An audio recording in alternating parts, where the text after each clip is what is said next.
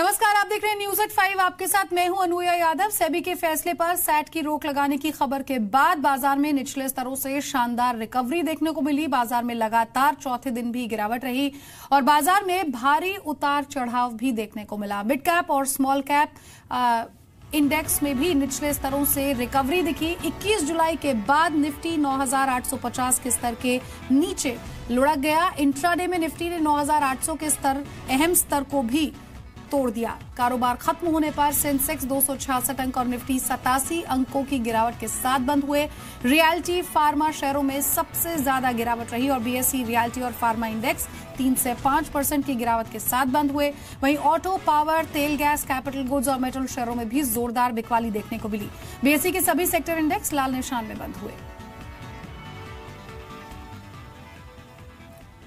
मेरे साथ मेरे सहयोगी रजत यहां पर ज्यादा अपडेट के लिए जुड़ गए हैं। रजत, देखो पिछले 4 ट्रेडिंग सेशन से देखें तो बहुत स्ट्रांगली हाई लेवल्स पे बिकवाली होती चली जा रही है और कंसर्न्स मार्केट्स पे अब डेवलप हो गए हैं। देखिए आज जिस तरीके की बिकवाली थी तो साफ तौर पे पता चल रहा था कि मार्जिन ट्रिगर हुए हैं, यानी कि जो प्राइस में ड्रॉप है उसके कारण जो मार्जिन पोजीशंस उठाई जाती है वो कहीं ना कहीं उनका ट्रिगर हो जाता है, मार्जिन कॉल्स निकल आती है मार्केट पर और बिल्कुल वैसे ही होता नजर आया। 9800 के लेवल के नीचे गए लेकिन एकदम से स्पाइक लेटर आधे घंटे पे बनता हुआ नजर आया, यानी कि स्टॉप लॉसेस ट्रिगर हुए हैं जो बड़ी पोजीशंस पड़ी होती है मार्केट पे। खासतौर से आज जो गिरावट थी उसमें छोटे मझौले स्टॉक्स में ये मिड कैप कैटेगरी के बी कैटेगरी और ए कैटेगरी जो स्टॉक्स थे वहां पर ज्यादा कार्नेज देखने को मिल रहा था। एफएनओ की सूची देखें तो कई स्टॉक्स तो 8-9% टूटते हुए नजर आए। तो साफ तौर पे इस समय जो डर पैदा हो गया है वो एक कंसर्न है। जियोपॉलिटिकल टेंशन से मार्केट पे हावी हैं, वैल्यूएशंस काफी स्ट्रेच नजर आ रहे हैं मार्केट पे। और दूसरा जो अगर यहाँ पर ये शेल कंपनियों की सूची और खिंच जाती है या फिर और लंबी बड़ी हो जाती है तो उसका भी कहीं ना कहीं नेगेटिव इफेक्ट मार्केट्स पे साफ तौर पे देखने को मिलेगा। तो ट्रेडर्स नर्वस हैं लेकिन अब इन स्तरों से बहुत बड़ी बिकवाली की उम्मीद तो नहीं की जा सकती, लेकिन फिर भी कोई भी पुल बैक मिला तो ट्रेडर्स को यूज करेंगे बिकवाली करने के लिए। आज की ही गिरावट देखें तो इंडेक्स हैवी वेट जैसे कि टाटा मोटर्स डीवीआर ऑब्वियसली नतीजों का इंपैक्ट देखने को मिल रहा था, लेकिन doctor Reddy's, bank of Baroda top losers की सूची में शामिल थे। कोई एक दुक्के स्टॉक्स थे, टेक महिंद्रा, इन्फोसिस, विप्रो जैसे स्टॉक्स जहां पर कुछ माइनर पुल बैक देखने को मिल रहा था, लेकिन गिरावट रियल्टी स्पेस में, इसके अलावा banking stocks, oil and gas space यहां पर काफी स्ट्रांगली बिकवाली होती हुई नजर आए। और रियल्टी सबसे ज्यादा टूटने वाले स्टॉक्स जो थे लेटर आधे घंटे में वो सिर्फ रियल्टी ही साबित होते हुए नजर आए। तो इस समय अक्रॉस द बोर्ड बिकवाली देखने को मिल रही है। कोई ऐसी डिफेंसिव पॉकेट्स मार्केट्स में नहीं बन रही है जहां पर कह सकते हो कि यहाँ पर पोजीशन तेजी की बनाई जा सकती हैं। ऐसी मार्केट में कोई भी पुल बैक मिलता है तो ट्रेडर्स को यूज करते हैं बेचने के लिए। ठीक है, बहुत बहुत शुक्रिया रजत इस तमाम अपडेट को हम तक पहुंचाने के लिए। ट्रेड बुल सिक्योरिटीज के राजन शाह का क्या कुछ कहना है, आइए सुनते हैं। मेरे ख्याल से ये बहुत ही अच्छा हुआ है जो करेक्शन आया है और 5000 पॉइंट का 40% अगर हम पकड़ते हैं तो 2000 पॉइंट का करेक्शन टॉप से होना चाहिए। तो मुझे लग रहा है कि ऑलरेडी हाफ करेक्शन हो गया है और हाफ बाकी, यानी कि 1000 पॉइंट गिर गए हम टॉप से और 1000 पॉइंट यानी 30,600 30,800 के आजू बाजू मेरे ख्याल से मार्केट स्टडी होगा। उसके बाद हम सेकंड क्वार्टर के रिजल्ट्स दिखेंगे, रिजल्ट्स अच्छे आएंगे तो अपने आप स्टॉक्स परफॉर्म करने लगेंगे। शेल कंपनियों के शक में 331 कंपनियों की ट्रेडिंग पर रोक लगाना सेबी को भारी पड़ता दिख रहा है। सैट ने सेबी के फैसले पर रोक लगा दी, यानी सैट पहुंची जेके इंफ्रा और प्रकाश इंडस्ट्रीज में फिर से ट्रेडिंग शुरू होगी। सैट की इस रोक के बाद दूसरी कंपनियों को भी राहत मिलने की उम्मीद है। कल पार्श्वनाथ डेवलपर्स, कविट इंडस्ट्रीज की याचिकाओं पर सुनवाई होनी है। पिछले 2 दिनों से सैट में इसे लेकर लगातार बहस चल रही है। सेबी ने आज अपने पक्ष में यह भी कहा कि प्रशासनिक आदेश को चुनौती नहीं दी जा सकती। सेबी ने सैट में दलील दी कि 331 कंपनियों की लिस्ट उसने तैयार नहीं की थी, ये list ministry of corporate affairs ने उसे दी थी। इस पर सैट ने पूछा कि क्या सेबी का काम पोस्टमैन का है, मंत्रालय से लिस्ट लेकर आगे बढ़ाने का ही काम है। सैट ने कहा कि न्याय के सिद्धांतों के मुताबिक बिना सुनवाई का मौका दिए कोई भी आदेश नहीं पारित किया जा सकता। सैट के इस आदेश से बाकी कंपनियों को भी राहत मिल सकती है। और सैट के आदेश के बाद मेरे सहयोगी ब्रजेश मिश्रा ने खास बातचीत की जेके इंफ्रा के वकील अमित बिक्रमडे से। सेबी के ऑर्डर के खिलाफ जय कुमार इंफ्रा और प्रकाश इंडस्ट्रीज को सैट से अंतरिम राहत मिली है। इस पर बात करने के लिए हमारे साथ हैं जय कुमार इंफ्रा के को रिप्रेजेंट करने वाले वकील मिस्टर अमित बिक्रमडे। किस तरह से आपको सैट से आज रिलीफ मिली? आज सैट से जो हमको रिलीफ मिली वो बेसिकली एक प्रिलिमिनरी हमारा रिलीफ था। हमने कुछ एड-इंटरिम रिलीफ सेट से मांगे थे in our appeal and they have clarified, they have accepted our interim relief. I personally understand that trading should resume from tomorrow in the script of Jay Kumar and other appellant. आज आप लोग सेबी में गए थे, तो SEBI set के आदेश पर सेबी को ये कहा गया था कि वो आपकी बात सुने और समझे कि क्या है आपकी दिक्कत, तो वहाँ पे क्या हुआ? हियरिंग में आज क्या हुआ? We went there, we explained our position, we explained our credentials, we explained how we are not a shell company, and going by the factors which have been laid down by the government of India, how we cannot be called a shell company. We have also shown our financials and everything, and on an ex facie manner, how we are not a shell company. Now, post hearing, there are certain queries being raised by SEBI. As usual, we all know who is hearing you. They might have some queries. So there are general queries. We will answer those general queries in their normal course of time, and will, as I have told earlier also, my client like to cooperate with SEBI. As and when SEBI asks for a document, we probably will give it to them, and whatever explanation will they seek, probably will try to give it to them as early as possible to the best of my to the best of their abilities. छमाही आर्थिक समीक्षा report आज संसद में पेश की गई। सर्वे में 2000 करोड़ रुपए की लागत से 10 नमामि गंगे प्रोजेक्ट्स को मंजूरी मिली है। साथ ही वित्त वर्ष 2019 के लिए 1 करोड़ 99 लाख रुपए के खर्च का अनुमान है। इकोनॉमिक सर्वे में वित्त वर्ष 1.99 लाख करोड़ रुपए के खर्च का अनुमान है। इकोनॉमिक सर्वे में वित्त वर्ष 2019 और 2020 में फर्टिलाइजर सब्सिडी के लिए 70,000 करोड़ रुपए के खर्च का अनुमान जताया गया है। इसके अलावा माना यह भी जा रहा है कि 2019 फूड सब्सिडी के लिए 1 करोड़ 75 लाख रुपए के खर्च होगा।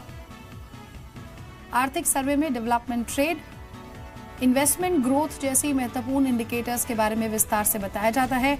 आर्थिक सर्वे संसद के दोनों सदनों में पेश किया जाता है। जीएसटी रेट में कटौती के लिए प्रोपेगेंडा कैंपेन की बात सामने आ रही है। वित्त मंत्रालय के सूत्रों के मुताबिक ऐसे कैंपेन के लिए भारी फंडिंग हो रही है। सूत्रों का यह भी कहना है कि जीएसटी काउंसिल पर दबाव बनाने के लिए सोशल मीडिया के साथ साथ प्रिंट और इलेक्ट्रॉनिक मीडिया को भी गुमराह करने की पूरी कोशिश की जा रही है। सूत्रों के मुताबिक भ्रम फैलाने वाले कारोबारियों पर वित्त मंत्रालय की टीम नजर रख रही है। साथ ही जीएसटी की विजिलेंस टीम ऐसे प्रोपेगेंडा को रोकने की कोशिश भी कर रही है। हम आपको बता दें कि हाल ही के दिनों में सैनिटरी नैपकिन और हाइब्रिड कार जैसे सेक्टर के लिए काफी बड़ी मुहिम चलाई गई। साथ ही कंस्ट्रक्शन सेक्टर में जीएसटी को लेकर भी भ्रम फैलाने की कोशिश हुई। म्यूचुअल फंड और शेयर खरीदने के लिए जल्द ही आधार को भी जरूरी किया जा सकता है। सरकार और मार्केट रेगुलेटर सेबी इस बारे में गंभीरता से विचार कर रही है। सरकार ब्लैक मनी पर रोक लगाने के लिए इसे जरूरी करने पर विचार कर रही है। सूत्रों का कहना है कि सरकार मान रही है कि सिर्फ पैन से टैक्स चोरी पर लगाम नहीं लग पा रही है। सरकार ने हाल ही में पैन, बैंक अकाउंट और मोबाइल नंबर को आधार से जोड़ना जरूरी किया। 31 दिसंबर तक सभी बैंक खातों को आधार नंबर से जोड़ना जरूरी किया गया, लेकिन अभी फाइनेंशियल मार्केट के लिए आधार को जरूरी नहीं किया गया है। हालांकि म्यूचुअल फंड के लिए eKYC आधार के जरिए किया जा सकता है।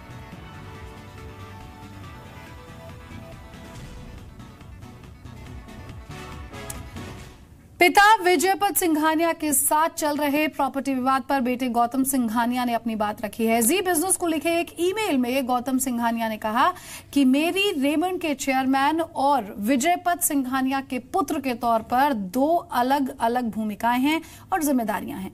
ये मामला कोर्ट में है, इसलिए ज्यादा कुछ नहीं कह सकता। ये पुराना मामला है जिसे ऑडिट कमेटी और रेमंड का बोर्ड शेयर होल्डर्स के पास लेकर गया, जो कॉर्पोरेट गवर्नेंस के सिद्धांतों और नियमों के लिए जरूरी था। शेयर होल्डर्स के फैसले के लिए सभी संबंधित तथ्यों को उनके सामने रखा गया। शेयर होल्डर्स ने ट्राई पार्टी एग्रीमेंट को खारिज कर दिया। हालांकि मैं खुद इस प्रस्ताव पर वोटिंग से दूर रहा। मैंने ये बात भी कही कि अगर मैं वोट करता तो शेयर होल्डर्स और कंपनी के हित के लिए उस प्रस्ताव के खिलाफ ही करता। मैंने ये भी कहा कि शेयर होल्डर्स का हित परिवार के मुकाबले सर्वोच्च है, इसलिए शेयर होल्डर्स के फैसले का स्वागत करता हूं। एक पुत्र के रूप में निजी विवादों पर मैं अपने पिता और परिवार से पिछले 2 साल से लगातार बातचीत कर रहा हूं। एक आज्ञाकारी पुत्र की सभी जिम्मेदारियां निभाने के लिए मैं पूरी तरह से प्रतिबद्ध हूं और एक सौहार्दपूर्ण हल के लिए लगातार कोशिश कर रहा हूं। और देखिए, गौतम सिंघानिया से पहले कल हमने उनके पिता विजयपत सिंघानिया से भी खास बातचीत की थी। इस पूरे विवाद पर उन्होंने क्या कुछ कहा, आप भी सुनिए।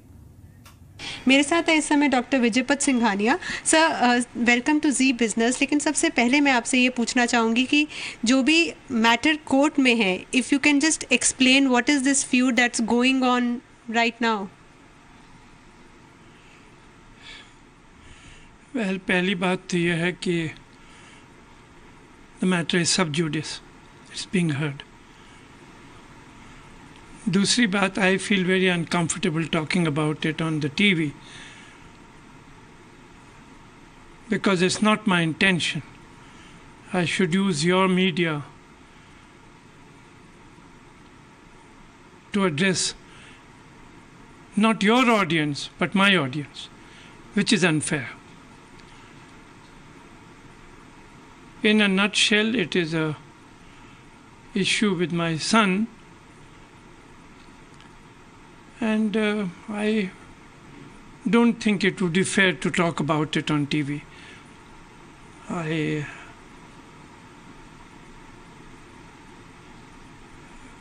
Well, he's doing what he feels is right. I am doing what I think is right. But since you've said that the matter is in court, as we were having a discussion also, don't you also think that it's right to fight for what you feel right, whatever age, whatever be the circumstance? I do feel I'm right. I do feel I have a right to the property I'm fighting for. We have a legal agreement for it. He's backing out of it. He wants to dishonor it. I have gifted the company to him, maybe very stupidly. अगर आपकी गाड़ी का pollution certificate expire हो गया है या नहीं है तो आपकी गाड़ी इंश्योरेंस रिन्यू नहीं होगा। सुप्रीम कोर्ट ने इंश्योरेंस के लिए पोल्यूशन सर्टिफिकेट को जरूरी कर दिया है। गाड़ियों के पोल्यूशन को कम करने के लिए सुप्रीम कोर्ट ने फैसला लिया। सुप्रीम कोर्ट ने सभी इंश्योरेंस कंपनियों को निर्देश दिया कि वो बिना वैलिड पोल्यूशन सर्टिफिकेट के गाड़ियों का इंश्योरेंस रिन्यू ना करें। कोर्ट ने पोल्यूशन अंडर कंट्रोल केंद्रों के लिए all India real time online प्रणाली अपनाने का भी आदेश दिया ताकि प्रदूषण प्रमाण पत्र देने में किसी भी हेरफेर की जांच हो सके।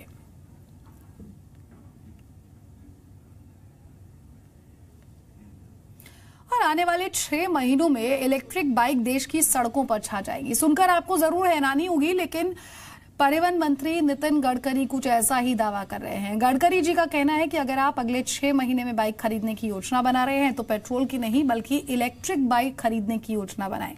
सरकार के इस दावे में कितना दम है? क्या ऐसा वाकई हो सकता है कि देश से पेट्रोल डीजल की गाड़ियों की जगह इलेक्ट्रिक गाड़ियां ले ले? 6 महीने में छाएंगी इलेक्ट्रिक बाइक, पेट्रोल बाइक्स का जाएगा जमाना। सच होगा ई बाइक्स का सपना। जी हां, दावा तो यही है। जरा कल्पना कीजिए कैसा होगा वो दौर जब सड़कों से पेट्रोल और डीजल की बाइक्स हट जाएंगी। कैसा होगा वो वक्त जब सड़क पर भागती दौड़ती इन 2 व्हीलर्स की जगह सिर्फ ई बाइक्स नजर आएंगी। बेशक ये बात सपने जैसी लगती है, लेकिन परिवहन मंत्री इस सपने को हकीकत में बदलने का दम भर रहे हैं। देश के पर्यावरण को बचाना है तो जैविक ईंधन और पर्याय ईंधन के सिवा पर्याय नहीं है। एक आज का विषय नहीं है, पर वे बच्चों को मैं आपको आह्वान करूंगा कि 6 महीने के अंदर अब आपको बाइक लेनी है तो पेट्रोल डीजल की मत लेना। आपको 65,000 से 70,000 रुपए में इलेक्ट्रिक बाइक मिलेगी। सड़क परिवहन मंत्री नितिन गडकरी का कहना है कि अगर आप अगले 6 माह में बाइक खरीदने की योजना बना रहे हैं तो पेट्रोल की नहीं बल्कि इलेक्ट्रिक बाइक खरीदने की योजना बनाएं, क्योंकि आने वाले 6 महीने के अंदर इलेक्ट्रिक बाइक 65,000 से 70,000 के बीच मिलेगी। गडकरी का दावा है कि जितने सफर के लिए फिलहाल आप 75 रुपए का पेट्रोल या फिर 60 रुपए का डीजल लगाते हैं, उतना ही सफर आने वाले समय में केवल 8 रुपए के इलेक्ट्रिक फ्यूल से तय होगा। इलेक्ट्रिक बाइक को बढ़ावा देने के लिए सरकार ऐसी पॉलिसी लेकर आ रही है कि अगर आप रात में अपना इलेक्ट्रिक व्हीकल चार्ज करते हैं तो बिजली के बिल में 50% तक की छूट भी मिलेगी। इससे बाइक चलाने की लागत आधी हो जाएगी और ट्रांसपोर्ट कॉस्ट कम करने में भी मदद मिलेगी। और अब वो दिन दूर नहीं है कि 75 रुपए का पेट्रोल, 60 रुपए का डीजल इक्विवेलेंट टू 8 रुपए की बिजली। पोल्यूशन नहीं, इंपोर्ट सब्सिडी। बेशक सरकार इस बड़े बदलाव की तैयारी कर रही है, लेकिन क्या वाकई देश इसके लिए तैयार है? क्या ई बाइक्स में मन मुताबिक पिकअप और स्पीड मिलेगी? क्या इतने ई व्हीकल चलाने के लिए इंफ्रास्ट्रक्चर है? पेट्रोल डीजल टू व्हीलर की इंडस्ट्री का क्या होगा? ई व्हीकल बनाने वाली कंपनियों को बढ़ावा कब दिया जाएगा? अब ये सपना कितना प्रैक्टिकल है, इस पर सवाल उठाए जा सकते हैं, लेकिन सरकार चाहती है कि देश से पेट्रोल और डीजल की टू व्हीलर को हटाकर इलेक्ट्रिक बाइक्स चलाई जाए, जिससे न केवल फ्यूल का खर्चा कम होगा बल्कि प्रदूषण भी काबू में आएगा। प्रकाश प्रियदर्शी, जी मीडिया, दिल्ली। और दिल्ली को प्रदूषण से बचाने के लिए एनजीटी ने नॉन बायोडिग्रेडेबल प्लास्टिक बैग्स के इस्तेमाल पर जुर्माना लगा दिया है। अगर कोई भी व्यक्ति नॉन बायोडिग्रेडेबल प्लास्टिक बैग्स का इस्तेमाल करता है या उसके पास इसे पाया जाता है तो उसे 5,000 रुपए का जुर्माना देना होगा। एनजीटी ने दिल्ली सरकार को भी 1 हफ्ते में नॉन बायोडिग्रेडेबल प्लास्टिक बैग्स का स्टॉक खत्म करने के निर्देश दिए हैं। साथ ही एनजीटी ने दिल्ली सरकार से वेस्ट मैनेजमेंट पर एक रिपोर्ट मांगी है। 1 जनवरी से दिल्ली में डिस्पोजेबल प्लास्टिक पर बैन लगा हुआ है।